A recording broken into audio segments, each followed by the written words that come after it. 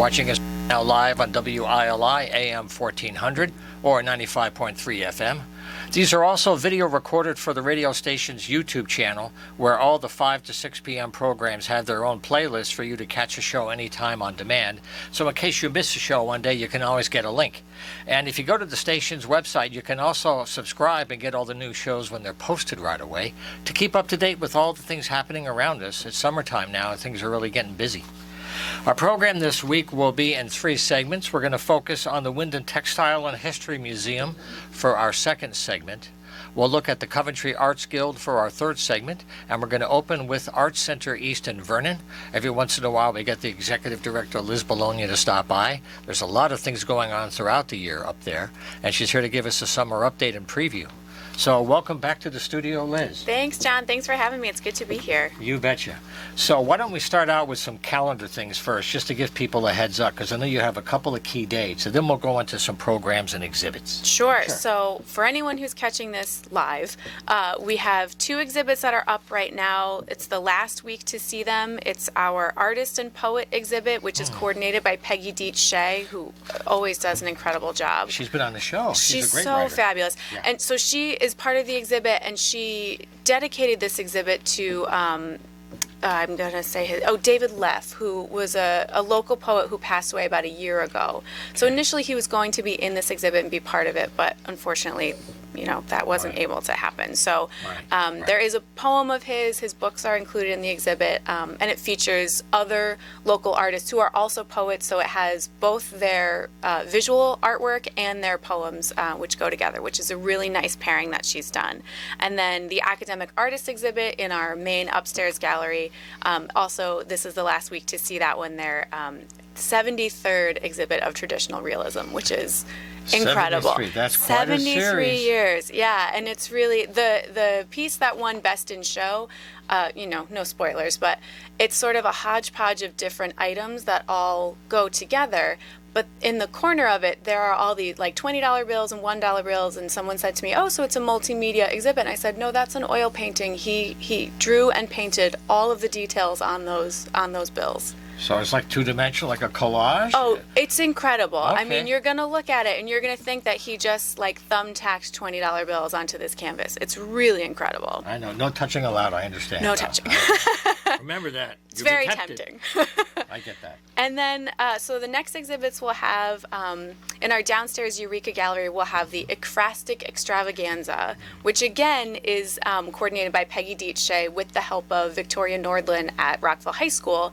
And it's a collaboration between our artist members who provide the artwork, and then the RHS creative writing students. They then write a poem based on this artwork.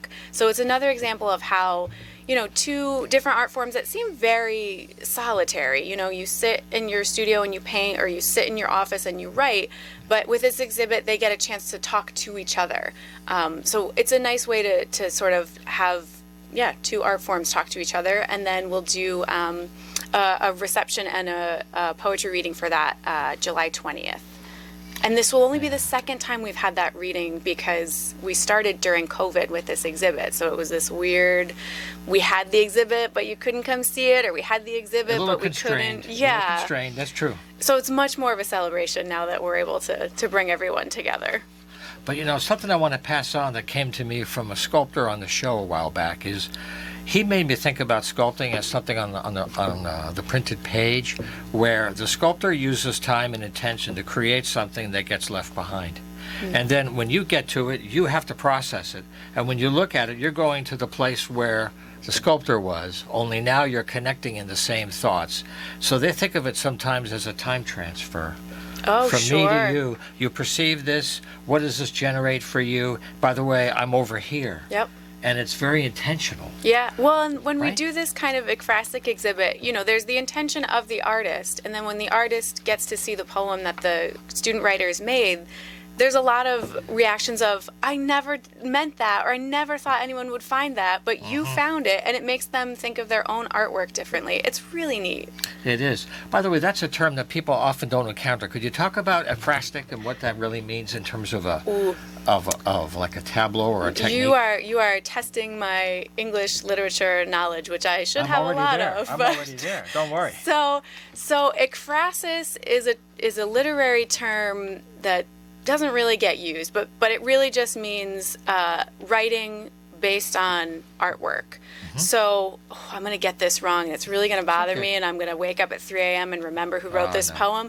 But there's the Ode on a Grecian Urn, which is quite possibly the most famous example of this, where I cannot remember who this poet was. It's really going to kill me. But anyway, so the poet is looking at this Grecian vase, and he sees figures on it, and he creates a story based on what these figures are doing. And there are, Robert Browning did this as well. There are a lot of other poets who have done it. So, it really just is this highfalutin term for writing about a painting. Right. By the way, I want to give the website so you can connect to all these events and learn about the times and the schedules. It's a real simple one, artscentereast.org. And right now, Liz is running down the calendar of events after this one, so I'll let you, just go right ahead. Well, speaking of sculptors, we have a brand new sculpture exhibit. It's all 3D artwork that's going to open July 1st. And it's the first time we've done an exhibit specifically for 3D artwork. So the juror is making her decisions in the next couple days for what pieces are going to be in that exhibit.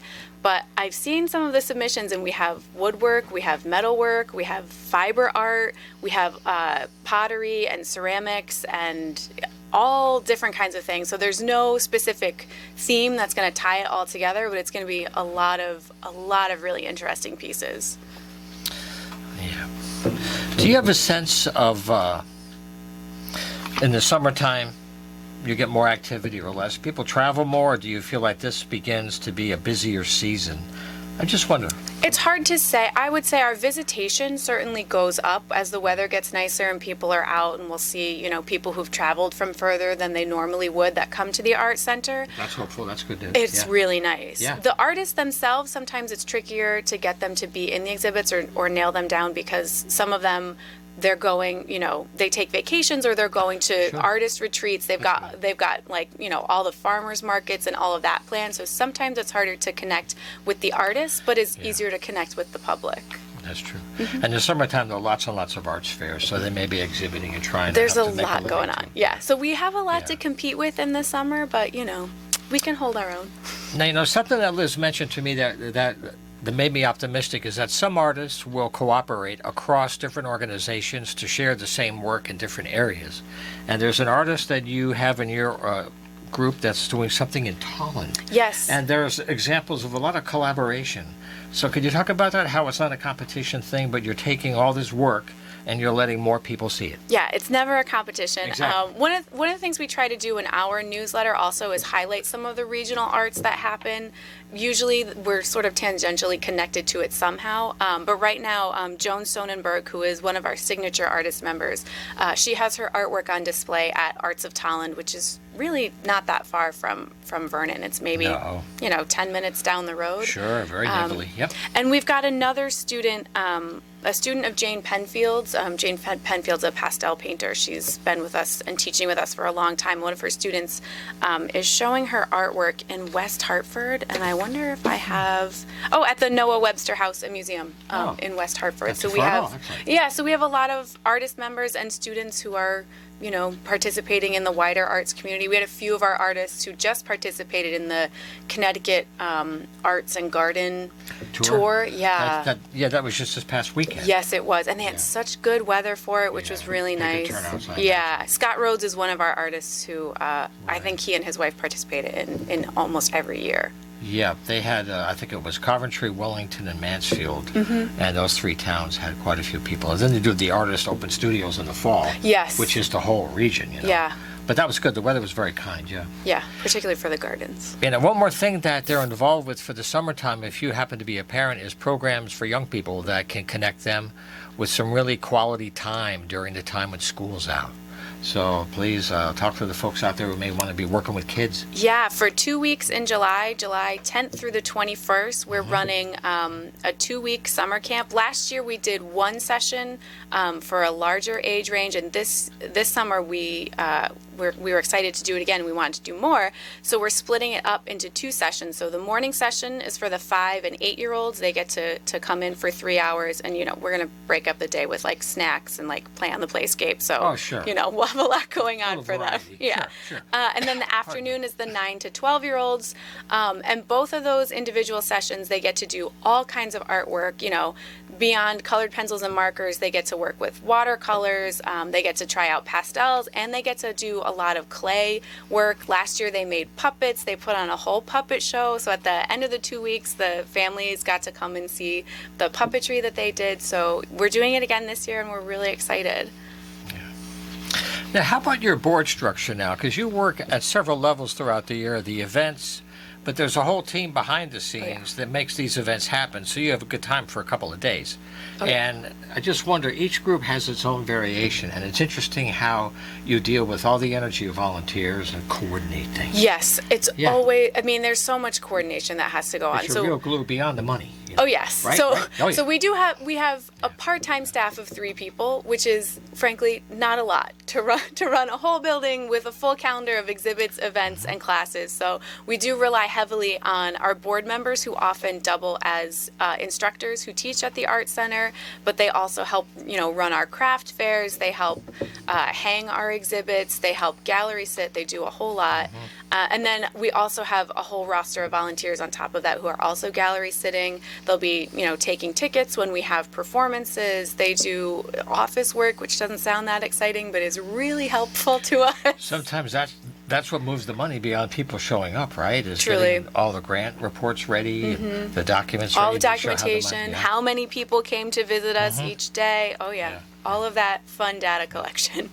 So does your board structure meet every month? Is it bi-monthly? How do people get involved when they want to help, beyond more than attending? Sure. So our board does meet bi-monthly, which just reminds me we have a meeting coming up at the end of this month. Perfect timing. It is. Yeah. We are, always welcome, or always happy to welcome new board members who are interested in providing whatever skills that they have. It is a working board, so we do, expect that if you join the board, we hope that you will be hands-on with a lot of different things that we have going on. And then our annual meeting, which is open to the public doesn't happen until the winter, actually. So that'll, I believe, will be in February. So if people, have thoughts and want to really have their input heard, that's the time to do it. Yeah. Yep. Liz touched on something that's really important and potentially really difficult is when you look at the style of your board membership. Because I've worked in different kinds of organizations, and sometimes the organization that can't afford full-time staff requires a lot of tasks, and the part-timers only go so far. It's true. So, in order to be real, the board members are going to have to get on the work boots. It's true. Some boards, if the organization is larger, more resources, more ways to spread the labor around, then you can sit back and report and research. Yep. But that's a stress depending on the person's intention, right? It's very delicate. They mean well. Yes. But if they're not ready to do what the organization needs, apart from maybe even their interest, Yeah. that's delicate, right? It is. Yeah. It is delicate. And we want to welcome anyone who wants to be involved in the board, but it really means you have to want to be involved. And that might mean helping hang exhibits. That might mean helping with grant writing, or it might honestly mean helping me, when a door is falling off its hinges, or those really fun tasks of Bailing water occasionally. Yeah, somebody who's better with a hammer than I am. Or a typewriter, depending. Sure. Yeah. Well, these are all the ways to get involved here, and it's getting very active now that we're into the summertime. Liz Bologna is here today. She's the executive director of the Art Center East up on Route 30 in Vernon, just a few miles away from here, actually. But the website's got everything you need to know to follow up on what Liz said today is artcentereast.org. So I wish you a great summer with a great turnout for these events, and we'll touch base later in August and see how things are when you get ready for the fall. That sounds great. Okay, great to have you here. Thanks so much, John. Okay. Alrighty, we're going to take our first break on the program today. Coming up at the end of the show, we're going to hear from the Coventry Arts Guild. But right now, after a break, we'll come back with the Mill Museum with a special exhibit. Stay with us. Okay, folks, we're back live on the Homefront. Now we've got our headsets on right now because we're about to have a phone call on the radio live. And for the third part of the show coming up later, we're going to hear from folks with the Coventry Arts Guild, focusing on art in Coventry in that region. But right now we're going to talk about a new exhibit opening at the Mill Museum here, the Wyndham Textile and History Museum. And I've got Kira Holmes back in the house again. She's the executive director. She's been here many times. They have a very special exhibit coming up here called Here It Is. And we have the artist on the phone to join us in a few moments after Kira checks in and introduces the exhibit. It's a really interesting opportunity to connect current events, history, and art right here in Wyndham.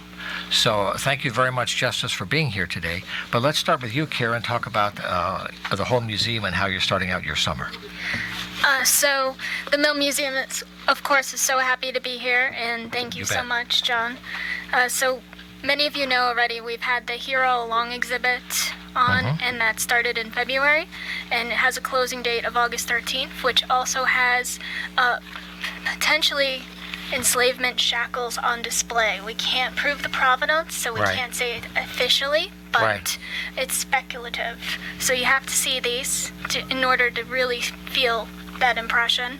And then we have the Here It Is exhibit, which actually started on June 2nd. And that's right.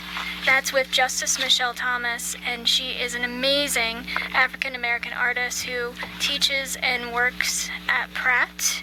And she's also going to do an opening with us where she does an artist lecture on July 1st.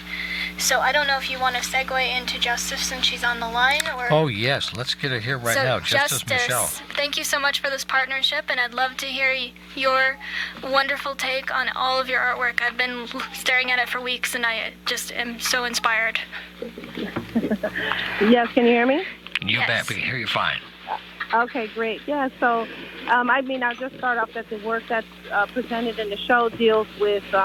of course, a black diaspora, and it deals with race issues and identity. I do mask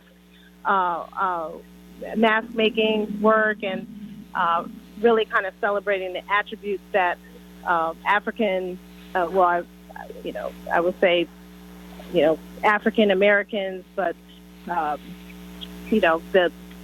black diaspora, the people that have been kind of taken from Africa and then having this life here in America. And there's so many different intersects of stories that you can tell that this is very full. But my job is to kind of take these stories and take these lives and present them in a way that honors that history, honors those lives. And so that's kind of my job in this world at this point.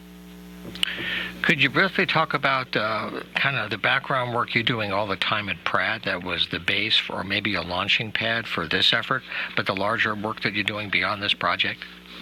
Yeah, so the work started before Pratt. I went to Central Connecticut State University. The work really started there. I had graduate work there, and I was dealing with metal. Worked in the metal shop, worked in the ceramic shop, and just really was investigating my own identity, where I came from. I grew up in Hartford. I have roots from England, and I have roots from Nigeria, and those roots affected, my work and how I see myself as a black woman artist coming up. And so it really started at Central, and then it continued at Pratt, taking on a more material life where the work really centers around the materials that is created from a mixed media artist. And again, like I said, working in metal and ceramics, but really all art forms. And, so it just kind of evolved from that place. Well, I wonder In our current environment now, the arts is so connected to social energy, political energy, and it's very hypercharged. And I wondered, in this environment, which sometimes is unfortunately more polarized than I would like, when people touch on sensitive things, when you envision the audience for the event and the exhibit, what would you hope would be the good takeaways after they spend time in the various artists, their thoughts and their points of view? What would you like them to take away and maybe work on and kind of spend some time with?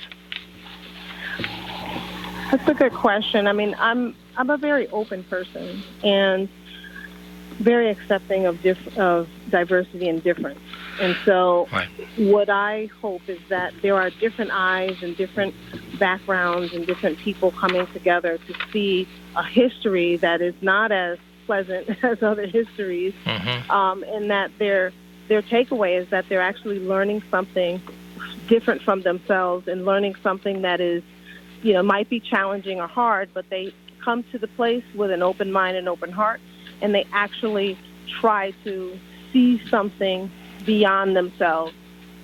I can't say what somebody would take away, but if they come and they actually want to learn something, it would take an open mind and open heart to actually read the narrative, see the work, connect to something different.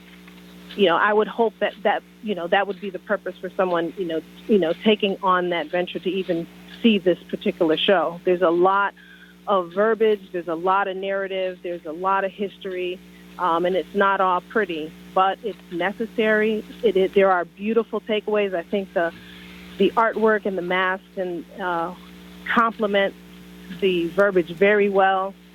It's a story that needs to continue to be told. There's a history there. I think that people can take away a lot if they spend the time. Well, I just want to maybe mention, have an appreciation for another side of culture and life that maybe is not their own. Right. Well, like I'm saying, in our times today, people, I think, are looking for connection. They know things require attention, and they know people are coming up with all kinds of ideas, good and crazy, but they're all out in the open, and that's a good thing if we come out of the spin cycle a little more sane, But that's easy to say in a talk show. But I really commend you for the work. When this is finished, are you working on something to follow up on this in terms of the next year and other kinds of media work for you beyond this?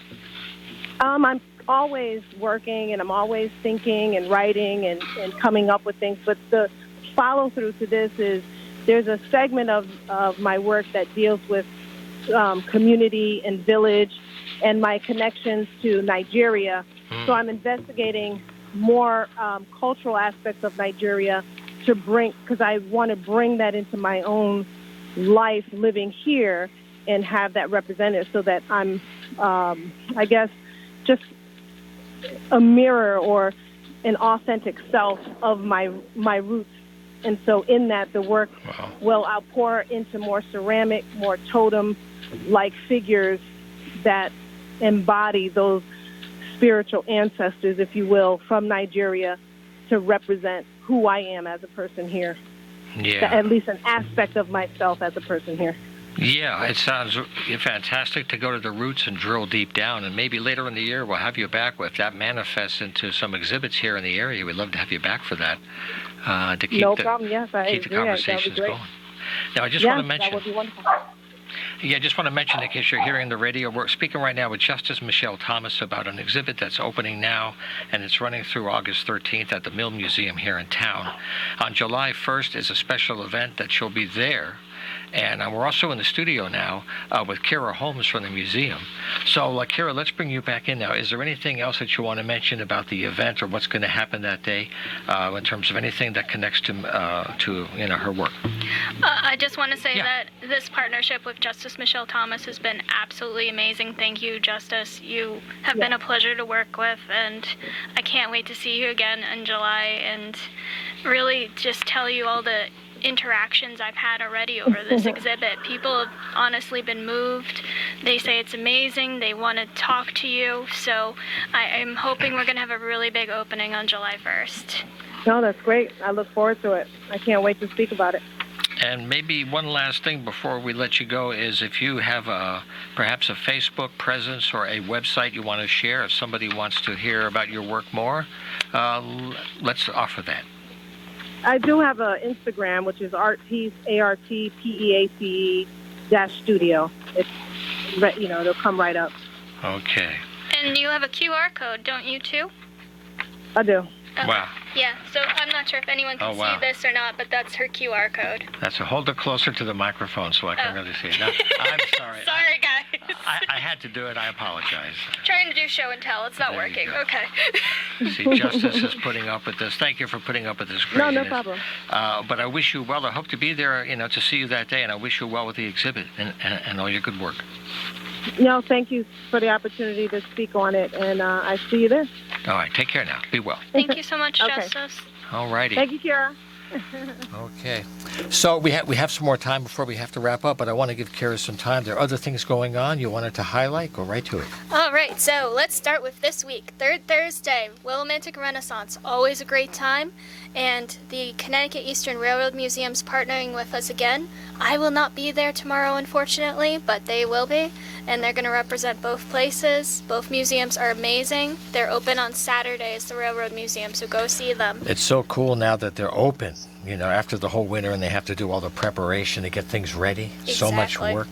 So they'll be there. Will they have a locomotive with them? Will they bring one along? I'm not sure. They haven't let me know. But It would need a big trailer, I know. Yeah, it would. It would. But I know they keep saying they're going to bring something. I'm not sure if it's this time, but I know they will be featuring something this it'd be great to see them Thursday there. season. It's going to be a good Yes. day, too. And then we have Battle of the Frogs. So we all know the frog story. So on June 17th is one of the supposed anniversaries of the frog story. So come and learn about the frog story if you haven't before. Take a little That's legacy. a teaser, That's it. Because people hear about it, but the story always gets passed on incorrectly. All right. Very true. So that's is. from 11 to 2. It's included with museum admission. If you have any kids, we have little frogs they can make, or you can just take a small little frog history memento with you. Then we also have that same evening, we have docent training, 4:30 to 6:30. And again, I'm going to try doing show and tell, but this never works out well. No. But that's on the website. See, Yep. that's the beauty. This It's- is all on the website, folks. So it is on the website. This Yep. is docent training evening, 4:30 to 6:30, June 17th. If you're interested, just let me know on June 16th by director@millmuseum.org, just so we can have a refreshment and notebook count. Then Juneteenth. Everyone knows about Juneteenth. It became a federal Many holiday. celebrate. It's a federal holiday, yeah. So we're going to be doing a partnership with the Wyndham Willimantic NAACP chapter at 12 p.m. at the Willimantic Cemetery across from Stop and Shop. And there'll be a little bit of history, and then we're going to mark soldiers' graves, African American soldiers' graves, with the 35-star flag. From all previous wars that have served, those that have served, Well, for the ones the ones they have. Yeah. for the ones they have, at least. Of course, great. So we're looking forward to that. And then Sure. we have our wonderful drop-in spinning bee with Peggy Church on June 24th. Also, and that will be in the second floor of the main building. Also that same day is the Victorian Architecture Tea, and that's going to be from 1 to 3 p.m. in the Dugan building. And that's $15 for members, $20 for public. You can pay through PayPal or call us up. And it's right upstairs.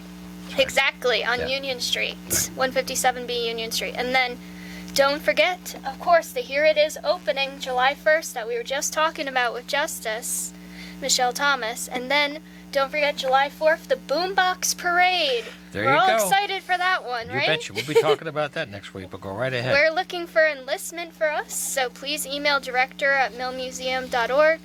And we're I have to ask you, without blowing any surprise, do you have a strategy for what you're doing this year? Can you give a teaser? Yes. All right, go right ahead. So in 2026 is American's 250th birthday. So what we are planning to do on our signs this year, instead of just holding the flags, we're going to make signs in different languages that's going to talk about the Declaration of Independence of all men are created equal. So that's your teaser. And again, it's going to be in different languages because of immigrants. And if you want to learn more, you have to email us and join our ranks. All sentient beings are welcome, I gather. Right? Yes. Remember, register to vote. Okay. Go ahead. Exactly. You better vote. And then we will have a Crazy Thread book sale again. This is our 3rd year. We don't have a date yet, but we're collecting books already. So if you're interested, we're open Friday through Sunday, 10 a.m. to 4 p.m. if you want us to pick up books. Yeah, that helped you last year. That made a difference. Oh, yes, it did. It's amazing how many books are out there. They're just sitting. Isn't it true? Yes, it is Look around true. your house. They're sitting in the corner They're in the somewhere. basement. They're in the closets. They're in the... Yeah. Wait, why are they in the closets? I don't know. I would Well, never keep because a there's book no in a shelf closet. space. There's no shelf space and there's no attic. Believe That's me. true. Anyway, take a thought. There you go. Pass them on. So, and Yeah. then our next exhibit joining us is going to be Sewn Stories and Shared Lives exhibit, and that's with Linda Martin and Carol Vignac. And it's 2 amazing women. One is a Black American and one is a Jewish American sisters who came together because of their gifts expressing ourselves through fabric is part of their statement. I don't want to give too much away yet, but that's going to be our Why? Labor Day weekend opening on Friday, September 1st. Great. Well, that's a great day to celebrate, and connecting through art crosses a lot of different lines. Exactly. Yeah, good. Okay. And then we have Friday, September 8th will be the opening from 6 to 8:30 where you can actually meet both of them. So I know we're running out of time, so I want to say thank you to John, thank you to the town, thank you to Justice Michelle Thomas, thank bet. you to my board, thank you to members, volunteers, several different organizations like Connecticut Humanities, Paggio Trust, fellow nonprofits and businesses in Willimantic. Thank you for your support for the Mill Museum. So what I want to And do... my staff, too. Of Sorry. course, behind the scenes. And my fellow staff, Oh, Jamie and Mac. Yeah, well, the staff are the glue that keeps it rolling. So once again, the website is millmuseum.org. You can find it about the exhibit. Here it is, and some more information. And also on July 1st is the event. If you're in the area, stop by and you can meet Justice and really get a first-hand look at the exhibit. So I wish you a great summer ahead, Kira, and thank you very much for the good work as always. Thank Okay. you, John. And thank you, Matt. All righty. So right now we're going to focus for a few minutes on the Coventry Arts Guild, and I recently had a conversation with Richard White, the board president, and Tim Timberman, who's a board member. They have a lot of events coming up in Coventry in the summertime. There's a spoken word event coming up on the 23rd. There's another festival. So this was a recent conversation that I edited down, but there's still some very important dates I want you to know about, and it's all through the Coventry Arts Guild. So we're going to pick up the conversation as kind of Richard sets the stage for their first major event of the season. All right, we're back live here on the Homefront here on WILI. As you can see, we have 2 empty chairs right now, which is a very powerful way to say that this is an access program that's open to guests. We hope to be able to use our airtime here and on YouTube to help you tell your stories. We're live on WILI at 1400 AM and 95.3 FM. We have video here to record this for the radio station's YouTube channel, where the other 5 to 6 o'clock shows are all there with their playlist, so you can catch it 24/7 whenever you want, or you can subscribe to a show, and it'll come to you automatically. But it's all local stories. So we just heard from, the last segment we had was Richard White and Tim Timberman from the Coventry Arts Guild talking about their activities and their events. If you want to find out more, coventryartsguild.org is their website. So I have an email, John at Human Arts Media, and I'm getting a lot of email, and I thank you for sending me your notices and news events. Sometimes all that you need to do is send me a notice, and we'll be very happy to share the news on the program. Or you could stop by the studio if you want more time. So we have some stuff here right now from the Mansfield Downtown Partnership. They have a summer concert series going on June and July, Thursday nights at 6:30 to 8 p.m., and that's up at the turnaround to Betsy Paterson Square. June 15th is Golden Oak, so that's tomorrow night. And then June 22 is the Wyndham Concert Band. But these are Thursdays, June and July, in stores at the Betsy Paterson Square at 6:30. Up in Putnam in the Quiet Corner, they have a Fine Arts and Crafts Festival, June 17th and 18th. There's a whole lot of events. If you go to the main website, the whole schedule's there. Just go to putnamartscouncil.com and you'll find out about the Arts Festival. It should be a great way to spend some time in a great town. That's June 17th and 18th. Make Music Day is coming up on the solstice. You know, it's an international music event. It's all over the world. It's all over Connecticut during the solstice, 24/7 on June 21st. So in Coventry, they have a special program from 3 to 8 p.m. at Creaser Park. And they have a lot of stuff going on that's being coordinated also with the Song a Day music in Coventry with Ruth O'Neill and Jim Hammett. But there'll be a lot of things happening at Creaser Park on the 21st, 3 to 8 p.m. And if you want to find out more, makemusicday.org is the website, makemusicday.org. Then you can find out what's happening all over Connecticut. It's a great way to celebrate music. A couple of last things while I have time. The Poets Corner is happening. The open mic is Friday, June 23rd, 7 o'clock in Coventry at the Millbrook Place. That's 1267 Main. This is the third in their series, and they're getting a good turnout, and a lot of people want to read. So it's an open mic poetry, Friday, June 23rd, 7 o'clock. And the last thing we can fit in today is also Friday, June 23rd. This is going to be at the Shabu Stage in beautiful downtown Willimantic. It's going to be the Wyndham Concert Band with the new director, Kristen Moseko. So this will be an 80-piece member band. So you're talking filling that stage. And that's going to be at 6:30. Bring a lawn chair and a blanket, spend some time, and hear some great music from the concert band. That's Friday the 23rd. So that's how we're going to wrap it up for this week. I'm very happy to share time with you here. Our programs are also rebroadcast on WECS at Eastern Connecticut State University to get all the information out we can. So have a great week ahead. We'll see you next time.